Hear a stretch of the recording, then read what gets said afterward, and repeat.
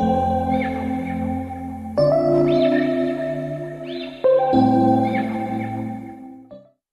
sis, welcome back to the channel and welcome back to the couch. Today we're talking about brain fog. Did I forget that? Did you forget that?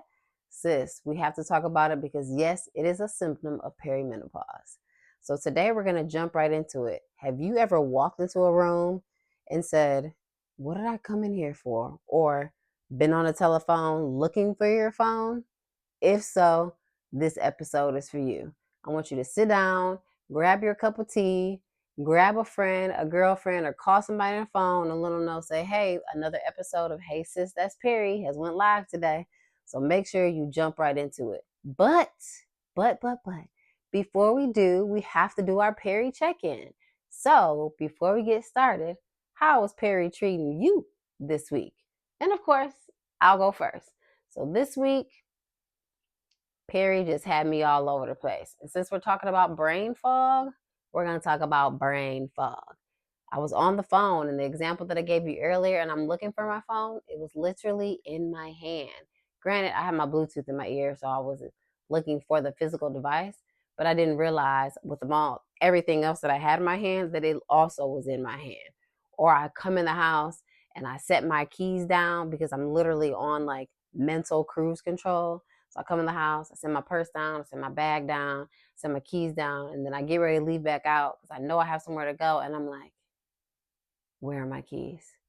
Have you ever been that person where before you walk out the house, you stand at the door and you're like, keys, check, phone, check, purse, check, okay. Or walk back in the house to make sure you turned the water off or turned off the lights or turned the pilot off to the stove. Have you been one of those persons? I know shamelessly I have. And as always, like I've told you guys, I'm going to be honest, I'm going to be transparent, I'm going to be vulnerable on this channel. So yes, that has been me. It's been me in more than one occasion, and it's kind of funny, but then there's frustrating at the same time. So I hope that you are also dropping your comments below and telling us exactly what was your Peri week like and what type of brain fog episode did you have this week. And mine may not just be this week, it's day to day, week to week at this point. So whatever it is, like I said, drop it in the comments. So we're going to just dive right in. So let's talk about some symptoms of brain fog in perimenopause. So I did some research. I'll list where I got these from, but it's funny because I have the notes here and I'm always thinking like, oh, I'm looking down, I have the notes.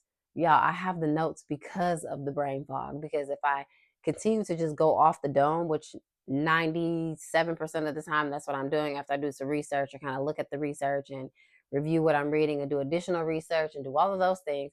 But if I just try to remember what I read or what source I got it from, I would be sitting over here on the couch talking about some um. So I don't want to be sitting here umming the whole time. So the purpose of me having my notes is so I don't you throughout the episodes. So symptom spotlights, that's what I called it. So I'm gonna name a few things of what it looks like for brain fog and perimenopause.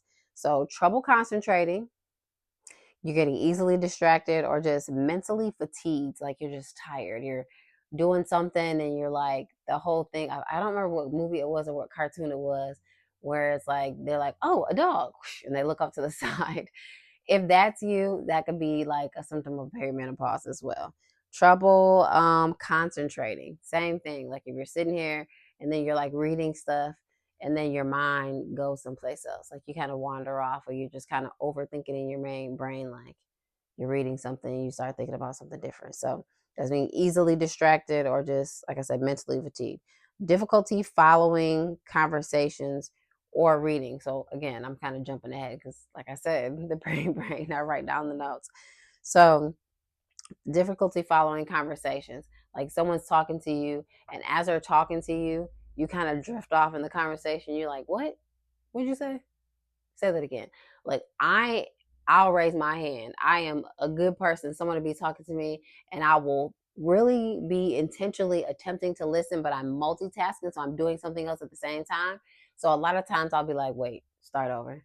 I wasn't listening. And it wasn't that I wasn't like actually listening, is that I was doing two things at the same time. My brain was like, yeah, I'm gonna prioritize this thought over this one, and then you have to try that one again. So I literally have been in conversations where I'm like, yeah, can you start over? Like, what was that? Start over one more time.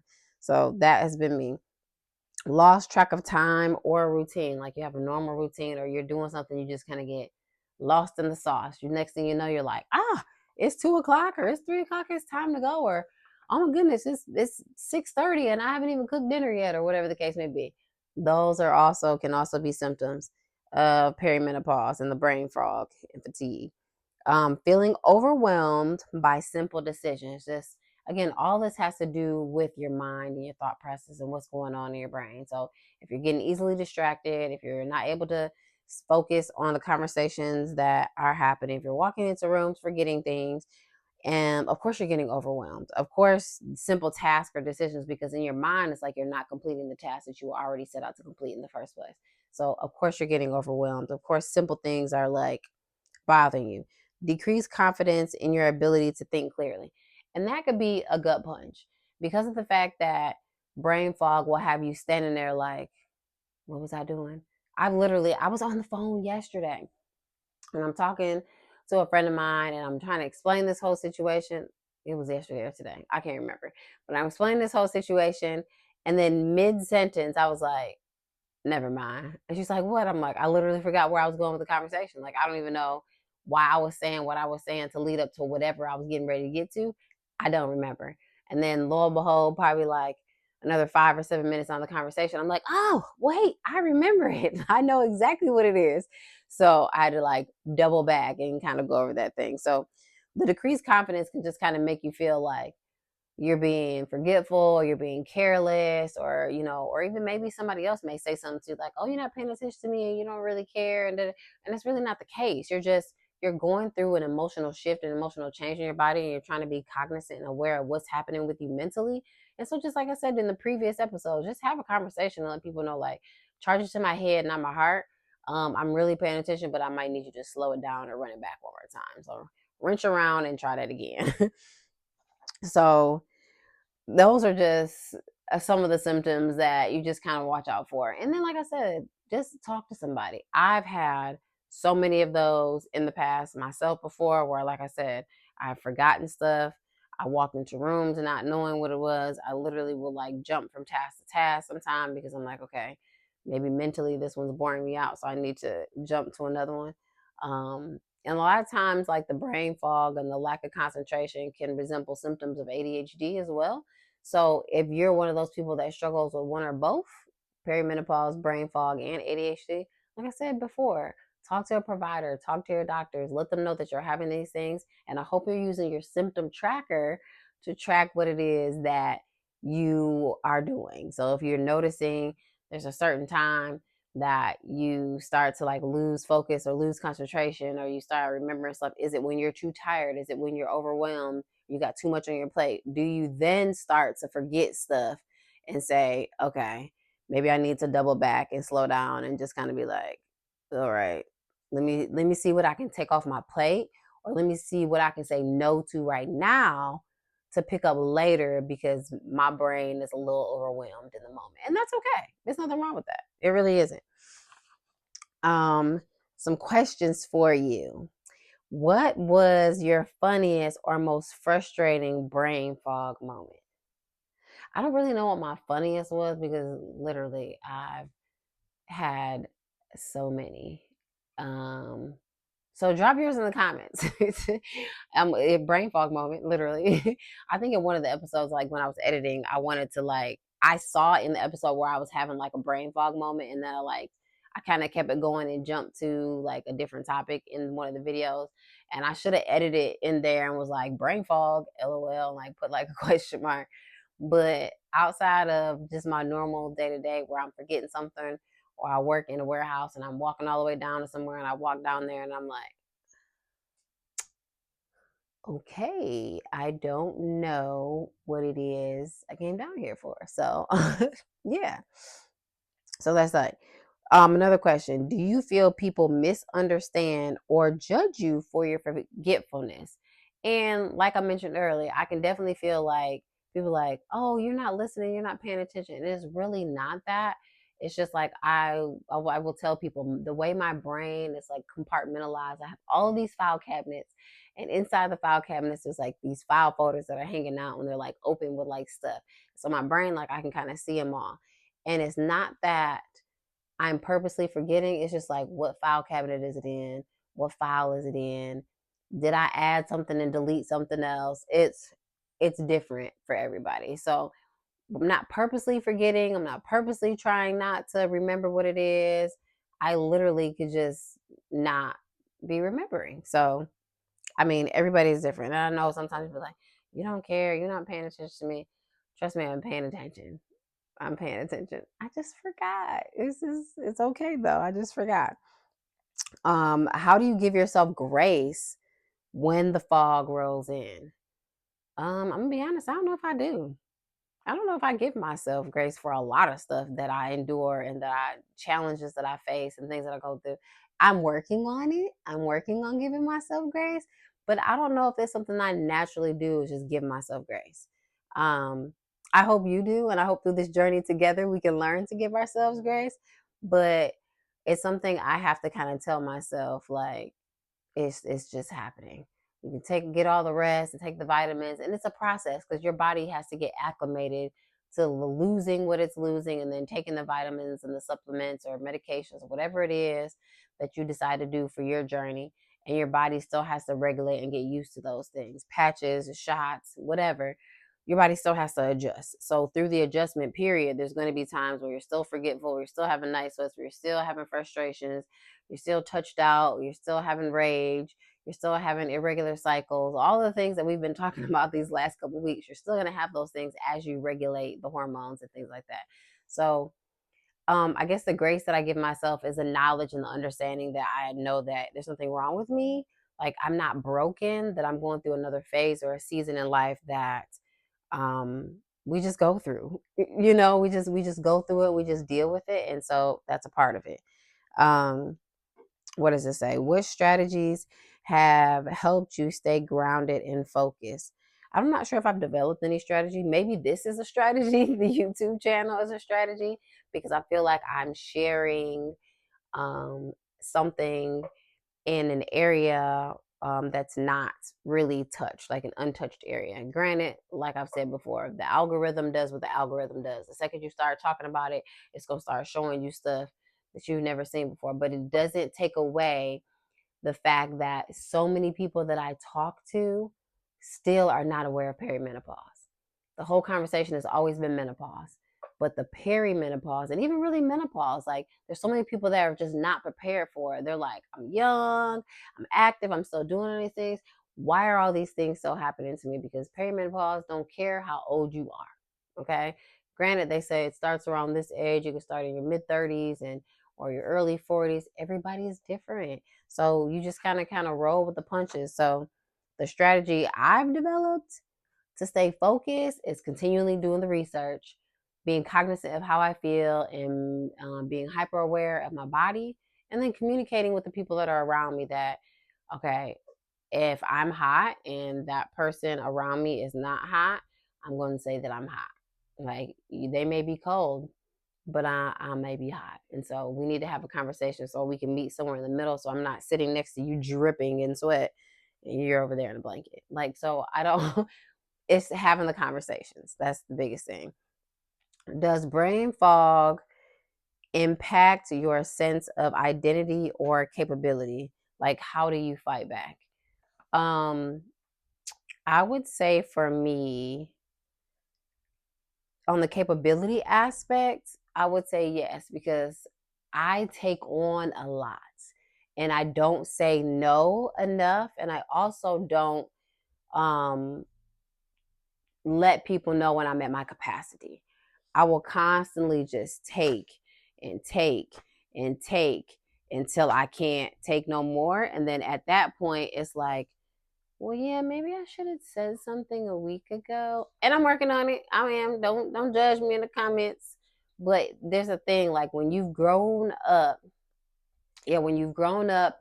only depending upon yourself, or only having to only depend on yourself, like when you've attempted to depend on other people and they haven't come through for you, and you end up having to come back around and come through for yourself time and time and time again, you learn to just pile it on.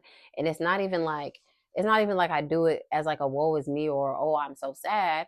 I just do it because that's just what I've been doing. And I know that I'm gonna get it done. I know I'm gonna get it done to the standard that I want to get it done at, and I know I'm gonna get it done in the time frame that I want to do it.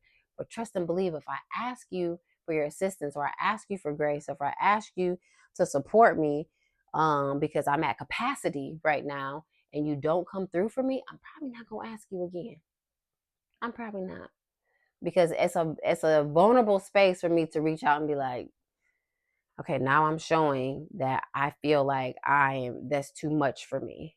So now I'm asking you to take some of what's on my plate off and handle it. Not because I didn't not ask because I felt in the past that you were incapable. I just know what I'm capable of, and I know the timeline. So now I'm like, okay, I'm capable, but now I'm overwhelmed. So I need to take some of this off, and I need to put some of this over there.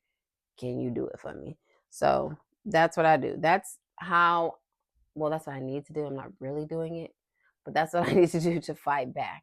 And then recently, I've just been saying no. I can't do it. I've been taking more time with me and making sure that my son is also getting the time that he needs with me. Um, and just sidebar, yes, my son is here. So you see me saying no in sign language just because he's right here. So that is that. But yeah, so I'm doing the different things so that brain fog. I am doing the different things so that I can continue to fight back, and my brain is not overwhelmed or overloaded with too much. And then I just kind of like system reboot or system shutdown. Okay. Hopefully that makes sense. Um, so yeah, I want you guys to make sure you're commenting. Make sure you're commenting below. I have an actual challenge for you this week. So I'm going to come back to that right now. But so let's talk about tools that we can use to kind of clear our mind, help us be focused, things of that nature. So sticky notes, apps, alarms. Try to just really like embrace the reminders. Alarms are really good for me. I like to set alarms or reminders for me to do X, Y, and Z. So I'll set the alarm and I'll be like, okay, do this, or remember to do this. And then I'll be like, I set alarms for certain bills, things of that nature. So I'll set a reminder in my phone to do X, Y, and Z, and I do that. So those have been really helpful. And then the other thing is focus on one task at a time. So if you do one thing at a time, then you won't get overwhelmed at here. Thank you. Let me see that. If you do one task at a time, then you won't get overwhelmed by the number of tasks. If you have 6 tasks, and instead of focusing on all 6 that you have to complete, focus on the one. Okay, focus on the one. Check that off your list, and go to the next one. Check that off that list. If you break it down in bite-sized tasks, then you don't have to worry about really getting overwhelmed. You can get it done, and you can multitask without guilt or without shame. Okay, do some mindfulness practices. So breath work, meditation, or just intentional pauses, taking a moment to breathe and slow your breathing down and sit up straight and inhale, exhale. Spending dedicated time in the morning to do nothing, to just be still before you start your day. Don't just jump up and jump into the busyness and the hurriness of the day. Jump up, breathe, be thankful, do some affirmations, look at yourself in the mirror, tell yourself some positive things about yourself before you get into the rat race of the day that says you got to go, go, go, go, go, and just keep moving and keep moving. And you don't have a moment to, like the old saying of, to stop and smell the flowers, So take those moments. Those would be helpful. Light movement. This goes back to one of my other videos about being movement, but light movement, walks, stretches, dancing it out. I love dancing. I love like old school, like hustles. And when I am in a mood and I feel a way, and I can't get out of my brain, I used to run. Running clears my mind like nothing else. And I think I talked about this in another video. Running makes me feel like I'm flying. It makes me feel like I'm the freest I've ever been in my entire life. So I love running.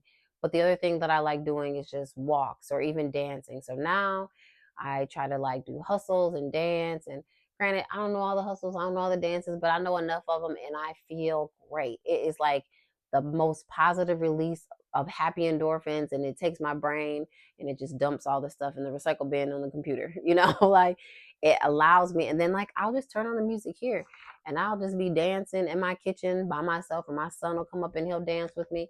And it's just a really good thing. And he even knows, like, Mom, do you want me to put on music for you? And he'll put on music for me. And so we'll dance it out together. We do affirmations together. Those things, because like doing those things in front of your family, in front of your kids, will also show them how to deal with those highs and lows as well. So that's another one. Staying hydrated and well nourished, the brain's fuel matter. So we talked about this before. I keep my water just about everywhere I go. It goes everywhere. It goes to work. It goes to everywhere. It goes to bed. I'll go on a drive.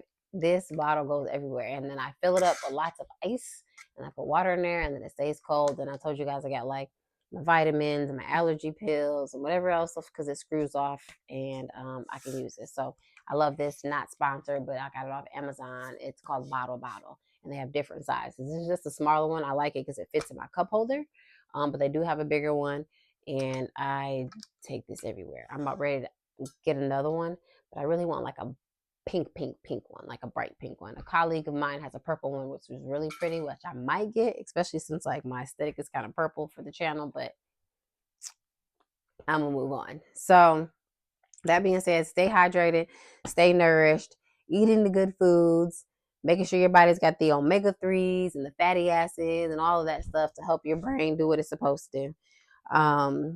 So those things have been helpful to me. So let's talk about the research, okay? So a little bit about brain fog and perimenopause. So brain fog begins in perimenopause due to fluctuating estrogen levels, which affect memory, focus, and processing speed. For many women, symptoms improve over time, especially after the body adjusts to the postmenopausal hormone levels, okay?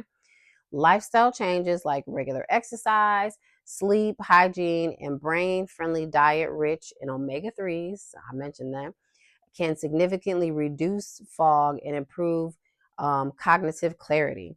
Some studies show that once estrogen levels stabilize post-menopause, many women experience a return to sharper thinking and better memory.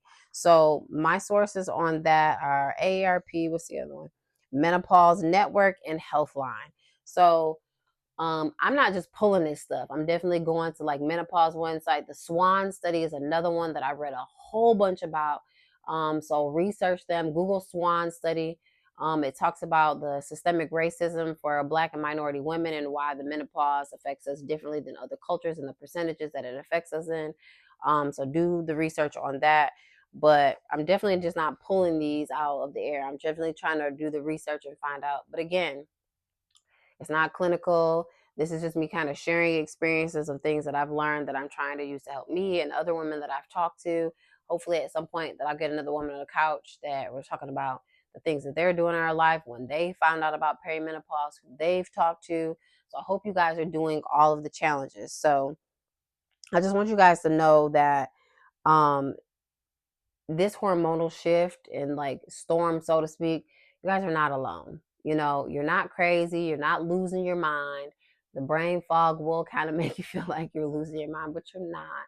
You're just adjusting to the shift that your body has to just kind of like make time for until it catches up to what it needs to do, whether that be therapy, natural homeopathic ways, whatever way or path that you have for yourself to go through this journey that fits best for you, then do that. But definitely talk to your OBGYN and any specialty doctors that you have before you start trying any, different supplements that may not be approved or medically approved or FDA approved.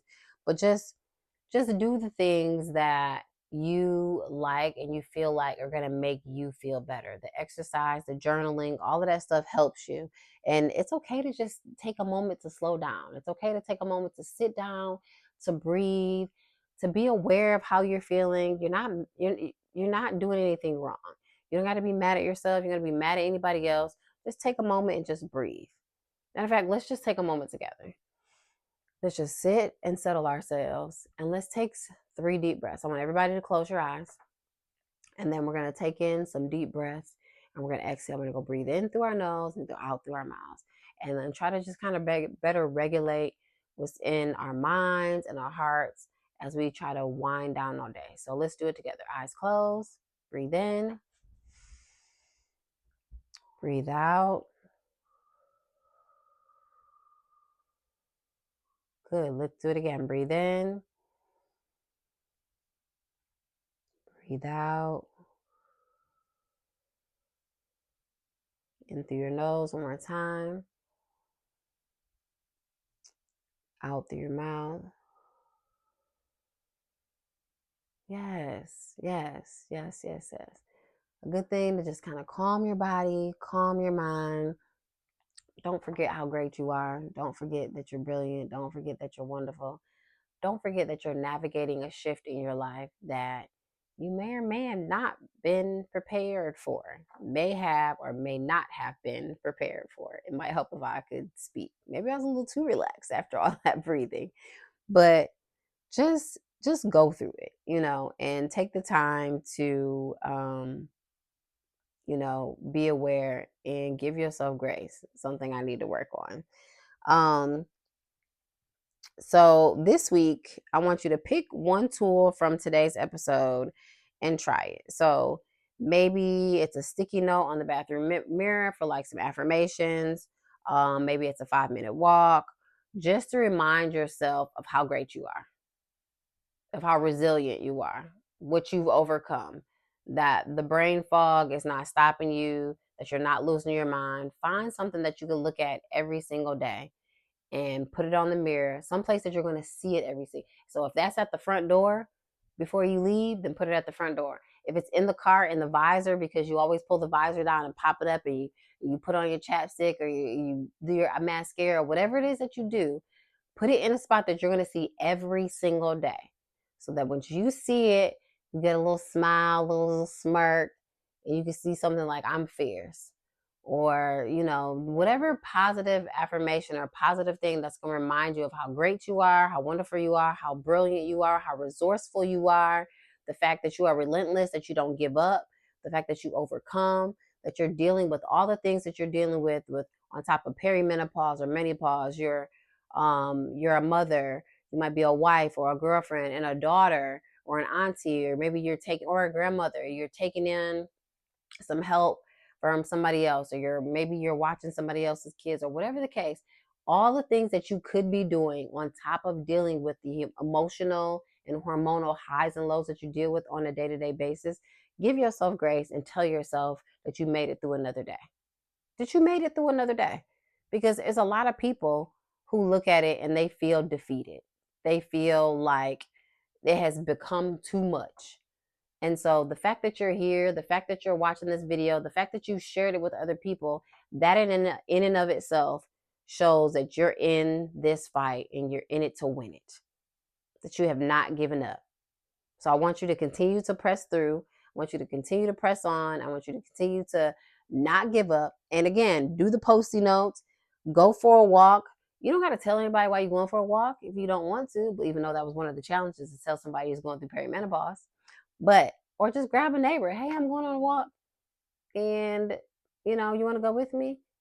Do 3 miles, do 2 miles, do at least 1.5 to 2 miles, and just do a brisk walk, because it will make you feel great. It really will.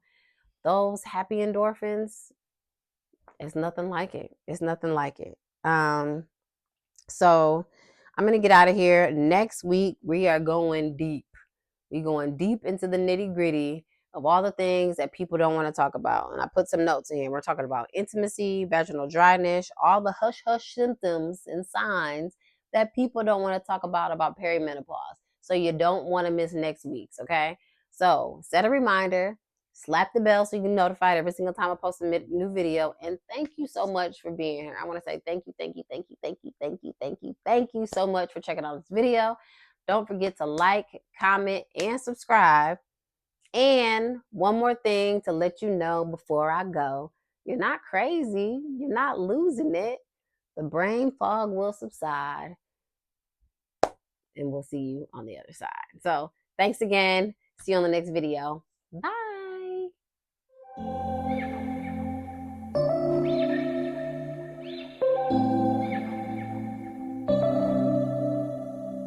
September we met, I could tell by your smile, you hadn't been with a good girl like